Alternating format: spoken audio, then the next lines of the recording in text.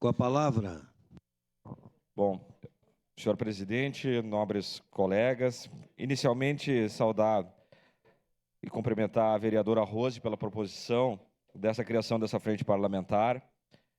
Já antecipar, dizer que votarei favorável a esta criação e dizer que esse tema da educação é muito caro para todos nós. Ele não deve ser encarado como uma questão ideológica, porque esse é um tema de esquerda, um tema de direita. A Universidade Federal, como já havia me manifestado anteriormente, acredito que ela venha para o desenvolvimento, venha para o incentivo à pesquisa, venha para desenvolver a nossa comunidade. Portanto, tem o total apoio.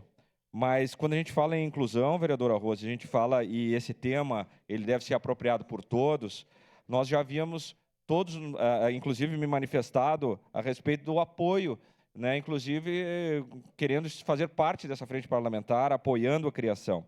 E, estranhamente, meu nome não consta aqui na proposição deste requerimento, inclusive sendo questionado pela imprensa por que eu não assinaria esse documento, sendo que eu me manifestei completamente favorável à criação dessa frente parlamentar. Então, se a gente tem que debater com a sociedade, a gente tem que, primeiro, ter inclusão aqui dentro desta casa com o apoio de todos os vereadores, né? Então, um tema, ainda mais um tema que é muito caro para todos nós, que é a educação. Somos totalmente favoráveis à criação de uma universidade federal.